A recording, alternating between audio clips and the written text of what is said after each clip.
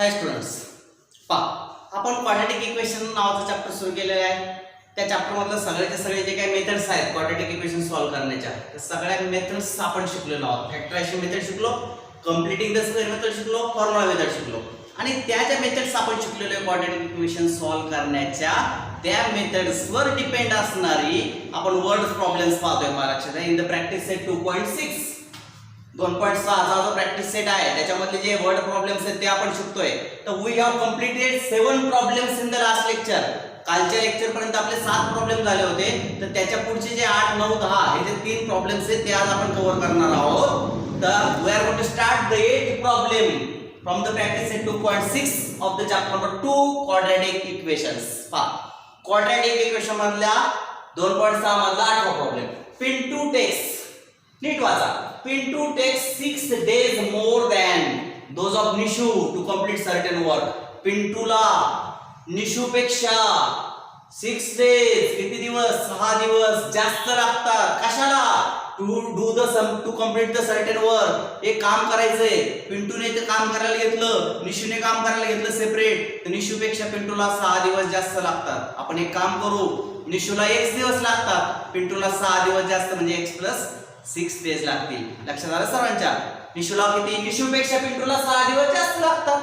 Pintu takes 6 days more than Nishu. निशूला 1 दिवस मानले तर पिंटूला किती लागणार, x + 6. करायची सुरुवात. चला आपण लक्ष द्या. To complete this certain work let Pintu takes, sorry Nishu takes, निशूचे घेऊ आपण पहिल्यांदा. निशू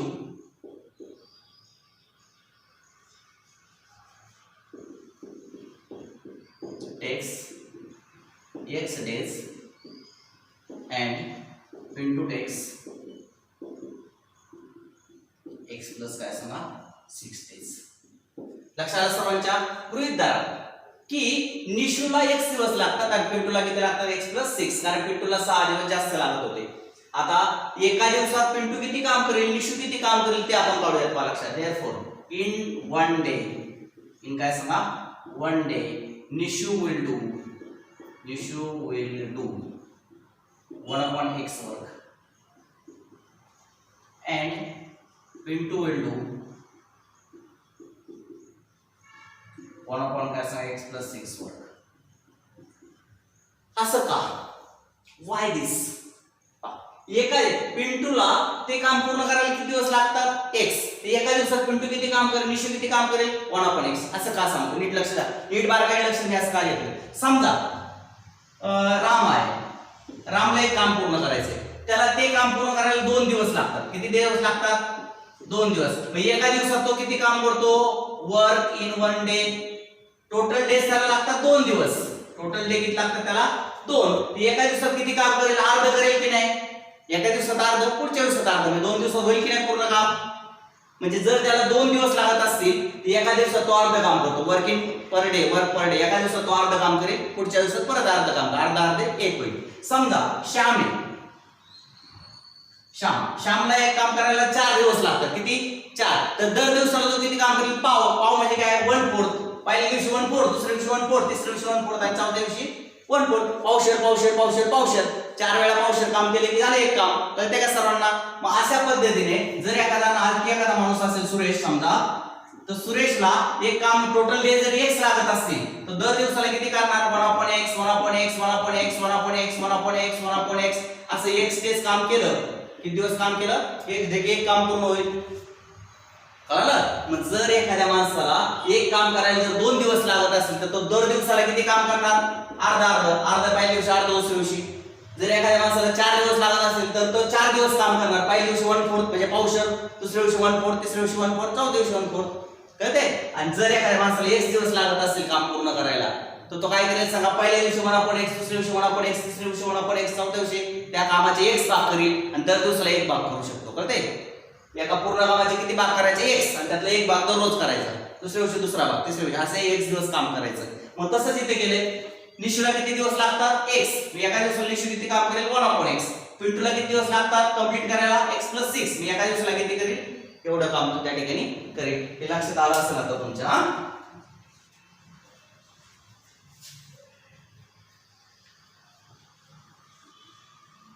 ठीक आहे. मग अशा पद्धतीने मी काय करतो पारक्षण नाव by given condition they both will do 1 upon x plus 6 work in one day.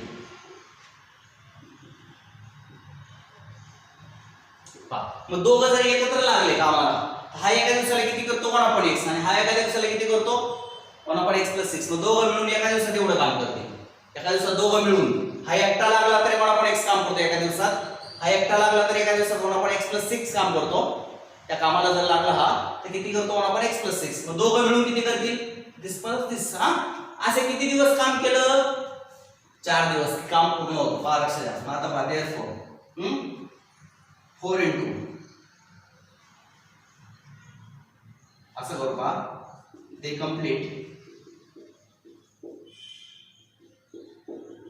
the work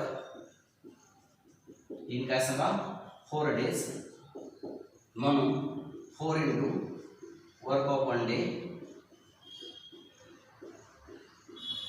for 1 work completes.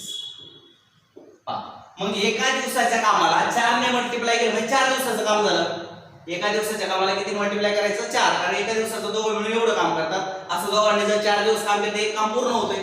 बरोबर. ठीक आहे. मग आता या ठिकाणी टाकू का 4 into सांगा वर्क इन 1 डे किती एका दिवसाचं काम. हे पहा एका दिवसात दोघं मिळून एवढं काम करतात. किती 1 upon x plus 1 upon काय सांगा x plus 6 आणि इक्वल टू हाऊ मच 1.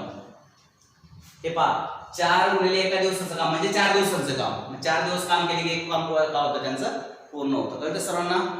त्याचे पूर्ण काम आहे ना ते एक काम पूर्ण होऊन जातं. आता हे सॉल्व करायचं आपल्याला. चला लक्ष द्या. 4 पहिला छेद समान करतो. x गुणिले काय सांगा x plus 6 छेदाच्या गुणाकार छेदस्थानी. नंतर x plus 6 ने इकडे होणार x plus काय सांगा 6 x ने इकडे होणार प्लस काय सांगा x equal to how much 1. आता पहा x इनटू कळतं ना याने इकडे गुणलं याने इकडे गुणलं छेदाच्या गुणाकार छेदस्थानी लिहिला. क्रॉस मल्टिप्लाय ने इक्वल केले डिनॉमिनेटर्स नी. नंतर पहा x आणि x किती आले सांगा 2x plus 6. नीट लक्षात द्या x आणि x 2x आणि plus 6 आणि खाली पहा x into x किती आले x स्क्वेअर आणि x into 6 किती आले plus 6x is equal to how much 1. लक्षात आलं का. x आणि x 2x plus 6 आणि खाली आले x स्क्वेअर plus 6x. हा आता क्रॉस मल्टिप्लाय करतो. क्रॉस मल्टिप्लाय पहा लक्षात द्या 4 into 2x plus काय सांगा 6 is equal to 1 into x square plus 6x. हे इकडे गेला मल्टिप्लायला. तर सर्वांना x square plus 6x term तिकडे मल्टिप्लायला गेली डिवाइडला होती मल्टिप्लाय गेली. इथं आले 8x तिथं आले 24 equal to x square plus किती 6x. पहा 4 2 चा 8x आणि 4 6 चा 24. इथं 1x स्क्वेअर आणि 1 into 6x 6x. हा चला आता -x स्क्वेअर त्या x स्क्वेअर ह्या बाजूला घेतला. आपल्याला जनरल फॉर्म मध्ये आणायचं इक्वेशन. कसं आणायचे जनरल फॉर्म मध्ये. x स्क्वेअर इकडे घेतला प्लस 8x तो 6x इकडे आला -6x आणि 24 तसंच ठेवा इक्वल टू 0. पहा ही टर्म आणि ही टर्म इकडे आलेल्या होत्या ह्या बाजूला LHS ला. त्यामुळे त्या निगेटिव्ह झाल्या दोन टर्म्स x स्क्वेअर आणि 6x. कळलं. चला आता -x स्क्वेअर प्लस 8 आणि -6 म्हणजे किती राहिले प्लस 2x प्लस 8x आणि -6x म्हणजे काय प्लस 2x आणि plus 24 equal to how much 0. आलं लक्षात. आणि मग आता पहा चेंजिंग द साइन्स पहा साइन चेंज करू आपण. लक्ष द्या काय होईल. कारण का तर स्क्वेअरची टर्म शक्यतो आपण पॉझिटिव्ह असते माहिती नाही. स्क्वेअरची टर्म कशी घेतो आपण पॉझिटिव्ह करून घेतो. चला इथे किती आले प्लस x स्क्वेअर इथे राहिले -2x आणि इथे आले -24 इक्वल टू काय सांगा 0. सगळे साइन्स मी काय केले चेंज केले म्हणजे आपल्याला सॉल्व करता येईल. आता 24 चे फॅक्टर मी पाडणार आहे. किती पाडणार आहे 6 6 4 चा 24. मग पहा x square -6x plus 4x आणि -24 इक्वल टू 0. फॅक्टरचा साइन कशी द्यायची मी शिकवलेलं आहे तुम्हाला. आता फॅक्टरला साइन मोठा जो फॅक्टर असतो त्याला मिडल टर्मचं साइन द्यायचं असतं. म्हणून -6 आणि मायनस प्रॉडक्ट येण्यासाठी मायनस आणि प्लस कळते सर्वांना. आता याचा एक ग्रुप करायचा याचा एक ग्रुप करायचा x into x - 6 plus 4 into x minus काय सांगा 6 equal to 0. Both the brackets are same म्हणून एकदाच लिहायचा आणि दुसरा ब्रॅकेट x प्लस काय सांगा 4 इक्वल टू काय सांगा 0. पहा both brackets are same that's are written only one time. आणि सेकंड ब्रॅकेट मध्ये x प्लस 4 येणार. म्हणजे जेव्हा दोन ब्रॅकेटचा प्रॉडक्ट 0 असतो तेव्हा आयदर फर्स्ट ब्रॅकेट इज 0 और सेकंड ब्रॅकेट इज 0. मग पहा therefore x minus 6 equal to 0 or x plus 4 equal to तरी 0. म्हणजे x equal to काय आलं सांगा 6 or x equal to minus 4. But number of days never be negative. Therefore x equal to काय सांगा 6. म्हणून आपण x equal to काय एक्सेप्ट केलं 6. एकदा तुमचं इक्वेशन तयार झालं ना, हे इक्वेशन असं तयार झालं ना की तिथून पुढे मग काय हे आपण मेथड शिकलेलो आहे. त्यामुळे याच्यासाठी मी जास्त वेळ घालवणार नाही. आपल्याला महत्त्वाचं काय जे गणित तुम्हाला दिलेले जो वर्ड प्रॉब्लेम दिलेला आहे त्याच्यापासून इक्वेशन तयार करणं इथपर्यंत फार महत्त्वाचं आहे. आणि इथून पासून पुढे कसं सोडवायचं त्याच्या मेथड आपण ऑलरेडी शिकलेले आहे. त्याची भरपूर एक्झाम्पल सोडवलेली आहे प्रॅक्टिस सेट्स मध्ये. इथून पुढचा पार्टला मी जास्त वेळ घालवणार नाही. मी इथपर्यंतच्या पार्टला जास्त वेळ घालवतो लक्षात घ्या. x इक्वल टू काय सांगा 6. मग आता पहा निशूला किती दिवस लागतात x. मग पहा therefore for doing that work alone comma Nishu takes x is equal to काय सांगा 6 days आणि 2 आकडा पिंटू टेक्स सांगा. पिंटूला ते काम करायला किती दिवस लागत होते x प्लस 6 म्हणजे याचा अर्थ 6 प्लस 6 इक्वल टू 12 days. तर पिंटूला 12 दिवस लागतील आणि निशूला काय सांगा 6 दिवस लागतील. अशा पद्धतीने आपल्याला ते आन्सर सांगता येईल. गणित लक्षात आलं सर्वांच्या. पहा काय सांगितलं होतं की पिंटूला निशूपेक्षा 6 दिवस जास्त लागतात. मग निशूला x मानले पिंटूला x प्लस 6. मग जर एका निशूला x दिवस लागतात एका दिवसात ते किती करणार 1/x. कारण त्या कामाचे x तुकडे करायचे त्यातला एक तुकडा ते आज करणार आहे. एका दिवसाला निशू 1/x काम करेल पिंटू किती करेल 1/x प्लस 6. मग दोघं मिळून एका दिवसाला किती काम करतील एवढं. याची बेरीज केली दोघं मिळून एवढं काम करतील. असं दोघं मिळून एका दिवसाचं काम असं किती दिवस काम करायला लागतं 4 दिवस. म्हणजे एका दिवसाच्या कामाला कितीने गुणलं 4 ने. 4 into work in 1 day. तेव्हा एक काम पूर्ण होतं कळालं. 4 into this equal to काय दाखवलं 1 आणि सॉल्व्ह करत गेले. You will get the काय सांगा आन्सर. तर दिस इज एक्झाम्पल नंबर 8. आता आपण एक्झाम्पल 9 घेणार आहोत.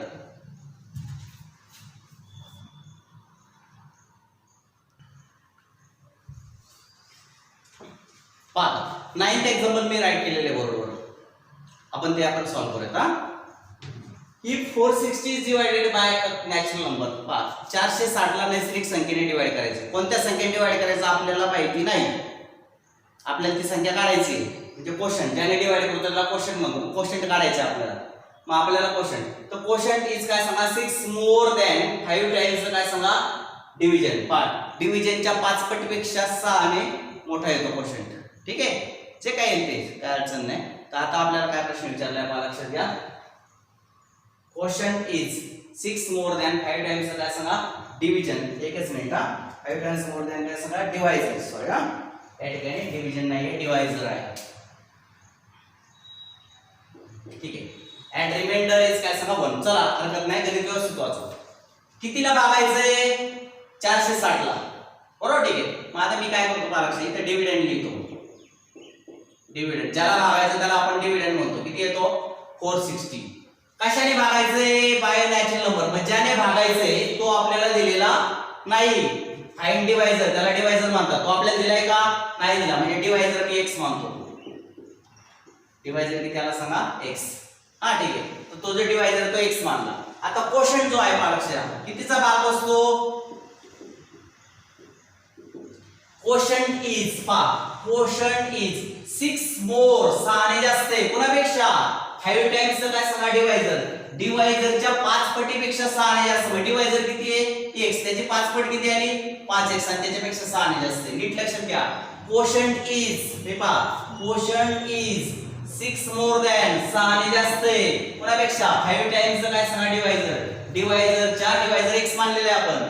डिवायझरच्या 5 पटीपेक्षा 6 ने जास्त आहे कोशंट. डिवायझर x कोशंट आला 5x प्लस 6 आणि सगळ्या शेवटचं दिले reminder.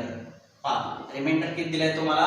Reminder is 1. Reminder is काय सांगा 1. तर फाइंड द कोशंट, तर कोशंट आणि डिवायझर किती आणि लक्षात आलं. कुणाला भागायचंय 460 ला, तो आपला डिव्हिडंड आला. कुणी भागायचंय ते नॅचरल नंबर आहे, ती आपल्याला दिलेली नाही. ज्याने भागायचं त्याला आपण डिवायझर म्हणतो. म्हणजे डिवायझर काढायचं आपल्याला, मग डिवायझर x मानला. कोशंट किती आहे? Quotient is 6 more than 5 times the divisor. डिवायझरच्या 5 पटीपेक्षा 6 ने जास्त आहे. मग डिवायझरची 5 पट, डिवायझरला x मानले, त्याची 5 पट 5x, यापेक्षा 6 ने जास्त. आणि रिमाइंडर किती आहे सांगा? 1. आलं लक्षात? तर रिमाइंडर इज 1. तर एवढ्या सगळ्या गोष्टी दिल्यात. आता आपल्या सगळ्यांना माहिती आहे नाव वी यूज, हे सूत्र सगळ्यांना माहिती आहे का? पाठ dividend is equal to divisor into quotient plus remainder. सगळ्यांना फॉर्म्युला माहिती असेलच, राईट? तुम्ही 5वी 6वी 7वी 8वी ला सगळ्या ठिकाणी हा फॉर्म्युला वापरता. चला, हा फॉर्म्युला डिव्हिडंड किती आहे? टाका किमती सगळ्या व्यवस्थित. डिव्हिडंड 460, डिवायझर किती आहे? x, कोशंट किती आहे? 5x + 6. हे पहा, डिवायझर x होता, कोशंट किती होता? 5x + 6 आणि प्लस रिमाइंडर किती आहे सांगा? 1. आलं लक्षात? ठीक आहे. लक्षात आलं का सर्वांच्या? डिवायझर x आहे, कोशंट किती आहे? 5x + 6 आणि रिमाइंडर 1. मग पहा, सोडवतो. x ने 5x मल्टिप्लाय करा, किती? 5 पहा, x आणि 5x किती आले? 5x². x आणि 6 किती आले? 6x. आणि हा काय सांगा? +1. x ने मी आतमध्ये मल्टिप्लाय केलं तर ते सर्वांना ब्रॅकेट मध्ये. आता पहा, आपण लक्ष द्या, मी सगळीच्या सगळे टर्म्स या बाजूला येणार आहे. पहा, 5x² कम्स हिअर, काय झाला? -5x². 6x comes here, -6x. 1 comes here, -1. आणि हा 460 ॲज इट इज ठेवला राईट लेफ्ट हँड साइडला. 460 लेफ्टला होता, लेफ्टलाच ठेवला, त्यामुळे त्याचं साइन बदललेलं नाही. या तिघांना इकडे आणल्यामुळे त्याची साइन मायनस झाली. आलं लक्षात? चला, समजलं काय? ही तिन्ही टर्म्स या बाजूला आणल्यामुळे त्या सर्वांची साइन मायनस झाली. 460 याच बाजूला असणार, तो प्लसच राहिला. -5x² -6x -459 इक्वल टू काय सांगा? 0. हे दोन्ही न्यूमेरिकल्स असल्यामुळे काय आलं? त्यांची सबट्रॅक्शन झाली. अपोजिट साइन असल्यामुळे याचं प्लस आणि याचं मायनस, आणि प्लस मायनस असले की सबट्रॅक्शन होते. किती झाले? 459 इक्वल टू काय सांगा? 0. आता काय करायचं? सगळे साइन मायनस आल्यामुळे चेंज करू. चेंजिंग द साइन्स म्हणजे सोपं जाईल. चेंजिंग द काय करा? Signs of both sides. इथं आले 5x², इथं आले +6x, इथं आले काय सांगा? +459 इक्वल टू हाऊ मच? 0. तर अशा रीतीने आपल्याला काय केलं सांगा? आता आपल्याला फॅक्टर्स काढायचे, लक्षात घ्या. आलं का लक्षात सर्वांच्या? मी काय करतो पहा लक्षात. फॅक्टर्स कोणाचे करायचे? 5 ने पहिले 459 ला मल्टिप्लाय करावं लागेल, कारण याचा कोएफिशिएंट जर 1 नसेल तर पहिले याला मल्टिप्लाय करतात, मग फॅक्टर काढतात. पहा, 5 9 45, 7 4 25 4 29, 2 5 25 2 22, 2295. पहा लक्षात. त्याचे फॅक्टर्स आपल्याला हवे आहेत की ज्यांचे समवर्ड डिफरन्स केले पाहिजे सांगा?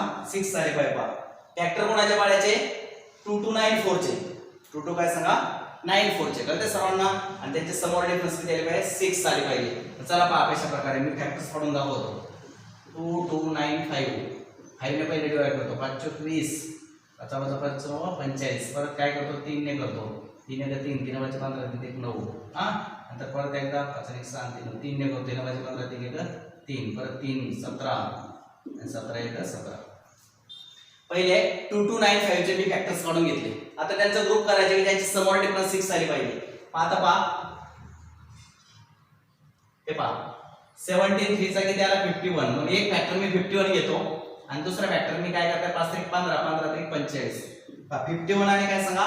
45. असे जर फॅक्टर आपण निवडले तर त्यांचा डिफरन्स जो आहे तो किती येऊ शकतो आपल्याला? ठीक आहे, या ठिकाणी 1 मिनिट, +49 आहे आणि प्लस असल्यामुळे या ठिकाणी काय होणार सांगा? साइन चेंज केला, मायनस येणार आहे. मग तुम्हाला काय करायचे? -2295 चे फॅक्टर्स पाडायचे होते, तर ते पडले काय सांगा? +51 आणि -45. किती पडले? +51 आणि काय सांगा? -45. परत लक्षात घ्या, फॅक्टर्स काढून घ्यायचे 2295 चे.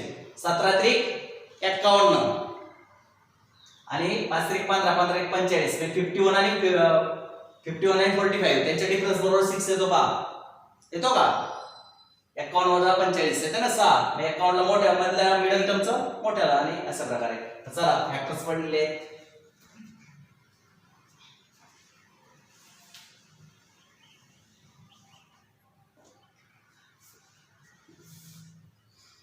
पप्पा फॅक्टरच्या आधारामधली टर्म स्प्लिट करू. प्लस 51x मायनस 45x आणि minus 459 equal to how much 0. लक्षात सर्वांच्या अशा रीतीने आपण तिथपर्यंत गेलो. लक्षात सर्वांच्या मिडल टर्म स्प्लिट केली युजिंग द फॅक्टर्स 51 आणि मायनस 45. हा हे पाहिजे. आता काय करायचं, याचं ग्रुपिंग करायचं, याचं ग्रुपिंग करायचं. करूया grouping. x is taken common. काय आहे सांगा 5x आणि प्लस 5x आणि प्लस मला वाटतं 51. फक्त x कॉमन निघाला. इथं मायनस. आता दोघांच्या पाड्यात माझ्या माहितीनुसार 9 आहेत. पहा लक्षात 9 कारण का हा कंस ना कंस सेम आला पाहिजे. हा 5 येण्यासाठी 9 5 45. मी इथे लिहितो काय सांगा 5x आणि प्लस पहा 9 जर कॉमन काढले तर 9 5 45 9 1 काय सांगा 9 बरोबर येते ते. येते लक्षात. पहा 9 चा आणि 51 चा प्रोडक्ट केला तर 459 येईल. आणि मग आता both brackets are same 5x 51 आणि in the another bracket x 9. महत्वाचं इथपर्यंत आहे. पहा इथपर्यंत इक्वेशन कसं तयार करता तुम्ही, दिलेले जे काही वर्ड प्रॉब्लेम आहे त्याच्या आधारे इक्वेशन कसं तयार करता ते फार महत्त्वाची गोष्ट आहे. एकदा ते झाले की मग हे काय आपण पुढचं अनेक वेळा शिकलेलो आहे आता, त्यामुळे त्याच्यात काय जास्त वेळ मी घालवणार नाही. तर 5x 51 इक्वल टू 0 और x 9 इक्वल टू काय सांगा 0. याचा अर्थ 5x इक्वल टू काय सांगा -51 और x इक्वल टू काय सांगा 9. But that is x equal to काय सांगा -51 अपॉन काय सांगा 5 और x इक्वल टू किती 9. पण आता मला सांगा की डिवाइजर जो आहे तो कोण आहे सांगा, नॅचरल नंबर आहे. काय आहे नॅचरल नंबर. पहा 460 is divided by natural number. म्हणजे डिवाइजर हा नॅचरल नंबर आहे. मग आता -51 आपण 5 नॅचरल नंबर आहे का नाही. मग आता इथे लिहितो but divisor is a natural number. Divisor कोण आहे नॅचरल नंबर आहे. म्हणून आपण x इक्वल टू किती घेतले सांगा 9 घेतले. आणि मग अशा प्रकारे डिवाइजर तुमचा आला x म्हणजे 9 आणि क्वोशंट तुमचा आलाय. हा क्वोशंट किती होता आपला 5x + 6 म्हणजे 5 * काय सांगा 9 आणि प्लस 6 हे 45 अधिक काय सांगा 6 तर 51. तर 9 आणि काय सांगा 51 असे आपले आन्सर येईल. डिवाइजर आलाय 9 आणि क्वोशंट आलाय काय सांगा 51. 9 * 45 अधिक 6 51. अशा रीतीने आपल्या लक्षात येतं की how to solve the example. महत्त्वाचं हे लक्षात आलं पाहिजे. डिवाइजर घ्यायचा, क्वोशंट घ्यायचा, रिमाइंडर घ्यायचा, डिव्हिडंड घ्यायचा. ह्या फॉलोइंग हे जे सूत्र आपण शिकलोय 8वी 9वीला कुठेतरी शिकला असाल तुम्ही, तर त्या सूत्राच्या व्हॅल्यू टाकायचं आणि इक्वेशन तयार करायचं. इक्वेशन कसं तयार करायचं असा प्रश्न नाही पडला पाहिजे आपल्याला. आपल्याला दिसलं पाहिजे की अरे डिव्हिडंड, डिवाइजर, क्वोशंट, रिमाइंडर या सगळ्या टर्म्स दिल्यात म्हणजे याच्यात काय रिलेशन आहे तर आपल्याला माहिती पाहिजे. Dividend equal to divisor into quotient plus remainder. मग त्याचा उपयोग करून आपण काय करू शकतो इक्वेशन तयार करू शकतो. आणि एकदा काही इक्वेशन फॉर्म झालं की मग काय आपण सॉल्व्ह कसं करायचं त्याच्यात 3 मेथड्स आपण पाहिलेले आहेत. त्यातली जी तुम्हाला सोयीची मेथड वापरेल ती वापरा. आता आपण काय करतो फॅक्टरायझेशन मेथड वापरतोय. नेहमीची आपल्या उपयोगाची आपल्या परिचयाची मेथड कोणती आहे फॅक्टरायझेशन. होतं आपण फॅक्टरायझेशन सोडवतोय. तुम्हाला एखाद्याला वाटलं की फॉर्म्युला मेथडने सोडवायचं त्याने सॉल्व्ह करा. तुम्हाला एखाद्याला वाटवायचं कम्प्लिटिंग स्क्वेअरने सोडवायचं त्याने करा. त्याला काय चॅलेंज नसतं. कुठली मेथड सॉल्व्ह करू शकता. वर्ड प्रॉब्लेमला आपल्या मनावर असतं कुठली मेथड वापरायची. ठीक आहे. हे होतं एक्झाम्पल नंबर 9. आणि आता आपण शेवटचं एक्झाम्पल जे आहे या चॅप्टर मध्ये सॉरी या प्रॅक्टिस सेट मधलं ते पाहणार आहे. Example number 10.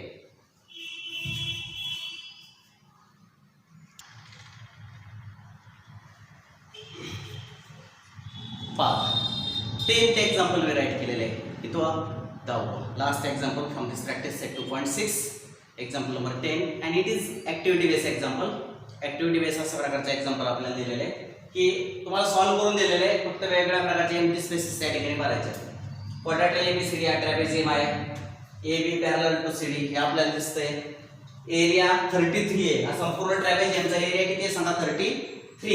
आणि from the information given in the figure जी काय माहिती फिगर मध्ये दिली आहे त्याच्या आधारे सगळ्याच्या सगळ्या लेन्स काढा. क्वाड्रॅटल ABCDच्या सगळ्या लेन्स काढा. Fill the empty boxes. हे एम्प्टी बॉक्सेस जे आहेत ते फिल करा आणि फक्त सोडवत जा. चला मी सांगतो सोल्युशन आपण डायरेक्टली घेऊ. क्वाड्रॅटल ABCD काय सांगा trapezium. Quadrilateral ABCD is a trapezium. AB parallel CD. AB parallel CD. ठीक आहे. मग आता क्वाड्रॅटल ABCD चा एरियाचा फॉर्म्युला दिला त्यांनी. पहा area of quadrilateral ABCD equal to 1 into AB into CD आणि इंटू पाय. तर आपल्याला फॉर्म्युला माहिती असला पाहिजे. पहा मी या ठिकाणी फॉर्म्युला लिहितो. Area of trapezium equal to 1 into sum of parallel sides आणि इंटू काय सांगा हाईट. पहा आता पहा बरोबर तो फॉर्म्युला पहा ABCD इक्वल 1 हाफ आहे का 1 हाफ. हे पहा 1 half sum of parallel sides पहा AB आणि CD ची सम आहे. पॅरलल साइड AB आणि CD आहे का सम ऑफ पॅरलल साइड्स आणि इनटू हाईट. आता हाईट कोणती आहे AM म्हणजे इथे या ठिकाणी तुमचा आन्सर येणार आहे AM. हाईट काय सांगा AM. हाईट त्याची AM कारण हे दिलं होतं हे विचारलं होतं हाईट किती आली AM. आता मला सांगा व्हॉट इज द AM. पहा 1 half area of quadrant ABCD किती दिला 33. हे पहा 1 हाफ तसाच AB ची व्हॅल्यू किती आहे पहा AB ची व्हॅल्यू x आहे पहा हा x AB ची व्हॅल्यू किती आहे सांगा x आणि CD ची व्हॅल्यू किती आहे 2x + 1 हे पहा 2x + 1 आहे का. आता इनटू AM आता AM ची व्हॅल्यू आपल्याला सबस्टिट्यूट करायची किती आली x - 4 मी इथे टाकतो x - 4 आलं लक्षात सर्वांच्या. AM ची व्हॅल्यू किती आली सांगा x - 4. चला जाऊ पुढे. आता 33 या ठिकाणीच राहील पहा 33 सॉरी एक काम करा 33 नाही येणार हा 2 काय आहे बाई इकडला हा 2 इकडे आहे कारण इकडे 2 लिहिलेला नाही त्यांनी या बाजूला आता मग हा 2 इकडे आलेला असणार आहे. मग 2 गुणिले 33 किती झाले सांगा 66. हा 2 जो होता हा या बाजूला लिहिलेला दिसत नाही याचा अर्थ तो इकडे आणलेला आहे किती आले 66 समजलं सगळ्यांना. ठीक आहे इज इक्वल टू 33 गुणिले 66. चला x आणि 2x आणि x किती झाले 3x 2x + x 3x + 1 समजलं काय सगळ्यांना पहा 2x + x 3x आणि हा +1 आणि इनटू हा x - 4 ॲज इट इज राहू दे. ठीक आहे x - 4 काय करा ॲज इट इज ठेवा. नंतर पहा लक्ष आता ह्याच्यामध्ये एक दोन स्टेप मी इथं लिहितो पहा इकडे लक्ष द्या सर्वांनी 66 इज इक्वल टू काय 3x + 1 इंटू काय सांगा x - 4 पहा याचा प्रॉडक्ट आहे ना आपला. चला करूया product 66 is equal to 3x ने x ला मल्टिप्लाय करा 3x ने -4 ला मल्टिप्लाय करा 3 × 12x पहिले 3x ने मल्टिप्लाय केले याला आता +1 ने करू सांगा 1 ने x ला करा 1x आणि 1 ने -4 ला करा -4. या ब्रॅकेटने याला मल्टिप्लाय करताना पहिले याने याला करायचं नंतर याने करायचं कळते. नंतर पहा 66 इज इक्वल टू 3x² -12 आणि +1 म्हणजे -11 राहतील -12 + 1 अपोजिट साइन असते की सबट्रॅक्शन -11 -4 आलं लक्षात. नंतर पहा पुढे 3x² एक काम करतो हा 66 तिकडे घेतो 0 इक्वल टू 3x² -11x -4 आणि -66 हा +66 तिकडे गेला काय आला -66 हा. मग आता पहा 0 बरोबर 3x² -11x आणि -70 तर अशा प्रकारे 3x² -11x -70 असं समीकरण इक्वल टू काय सांगा 0. 3x² -11x आणि -70 आणि इक्वल टू काय सांगा 0. तर अशा प्रकारचे इक्वेशन त्या ठिकाणी तयार होऊन जाईल. 3x² या ठिकाणी त्यांचं साइन मायनस असणार आहे एकच मिनिट -11x आणि -70 या ठिकाणी -11x येते पालक सगळे 3x² -11x -70 इक्वल टू काय सांगा 0. समजलं. परत एकदा पहा 3x + 1 ला आपल्याला कशाने मल्टिप्लाय करायचं होतं x - 4 ने मल्टिप्लाय करायचं होतं येते लक्षात. माझा पहा 3x ने x ला मल्टिप्लाय केलं 3x² 3x ने -4 ला केलं -12x +1x आणि -4 मग 3x² -11x पहा -12 आणि +x किती आले -11 -4 हा 66 तिकडे गेला 3x² -11x -70 इक्वल टू 0 कळते सर्वांना. आता पुढे सॉल्व करतो लक्ष द्या. आता हे कळलं का कसं आलं लक्षात आलं ना. ही स्टेप मी ह्या दोघांचा प्रॉडक्ट केला आणि सॉल्व करत गेलो हे लक्षात आलं असेल सर्वांच्या. आता पुढे जाणार आहे मी लक्ष द्या. आता फॅक्टर्स पाडतो 70 चे फॅक्टर्स मला पाडायचे कितीचे 70 चे. तर ते सर्वांना तर आपल्याला असे फॅक्टर पाडायचे की याची सम किंवा डिफरन्स किती आली पाहिजे सांगा 11 आली पाहिजे. हा ठीक आहे. तर 14 5 70 14 आणि 5 ची वजाबाकी काय 11 आहेत नाही त्यामुळे 14 5 70 तर पडणार नाही. आणखी दुसरे पहा 10 साठी 70 पडतात पण ते त्या ठिकाणी एक काम करा 3 ने पहिले 70 ला गुणा किती झाले 210 पहिले या 3 ने 70 ला गुणा कळते का सर्वांना. इथे आले नीट लक्ष द्या मी परत सॉल्व करतो. इकडे पहा 3x² -11x -70 इक्वल टू काय सांगा 0. हा आता पहा 3 ने पहिले 70 ला गुणा किती आले -210 आणि त्याचे फॅक्टर पडतात 21 10 -21 आणि +10 -21 आणि अधिक 10 केले -11 राहते. तर ते सर्वांना येते लक्षात. ठीक आहे. मग पहा इक्वेशन आलं 3x² -21x राईट ठीक आहे आणि +10x -70 इक्वल टू काय सांगा 0.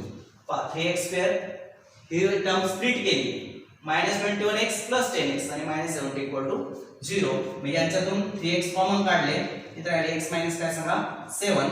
इथं +10 कॉमन काढले, तर राहिले x मायनस काय सांगा 7 = काय सांगा 0. तर त्यांनी किती स्टेप गायब केल्या कळलं का तुम्हाला? याच्यापासून इथपर्यंत एवढ्या सगळ्या स्टेप्स गायब केल्या. तुम्ही रफ पेजवर कुठेतरी करून घ्यायचे असतात. रफ पेजवर काय करा, आता हे पहा 3x ब्रॅकेट मध्ये किती आले x - 7, इथे x - 7 +10 ब्रॅकेट मध्ये किती आले x - 7, x मायनस काय सांगा 7. तर अशा पद्धतीने तुम्हाला एवढ्या सगळ्या स्टेप्स कुठेतरी रफ पेजवर कराव्या लागतील. तर त्यांनी याच्यानंतर डायरेक्ट हे दिले, ते तुम्हाला सुचणार नाही लगेच. मग कसं काय सोडत गेलो ते पाहिजे. आलं लक्षात? आणि मग आता काय करायचं, both the brackets are same, म्हणजे x - 7 एकदाच लिहायचा आणि दुसऱ्या ब्रॅकेट मध्ये काय आलं 3x + 10. कळलं? 3x + 10 आणि हा ब्रॅकेट एकदाच लिहिला. मग आयदर फर्स्ट ब्रॅकेट इज 0 और सेकंड ब्रॅकेट इज 0. पहिले तरी 0 असेल किंवा दुसरा तरी 0 असेल. मग पहिला 3x + 10 0 आणि दुसरा x + 7 दाखवला. मग x = पहा हा 10 तिकडे गेला, 10 goes there become -10. किती झाला -10 आणि 3 भागाला गेला -10/3. x किती आला कळलं तुम्हाला -10/3 आणि ते x = -7 goes there and becomes +7.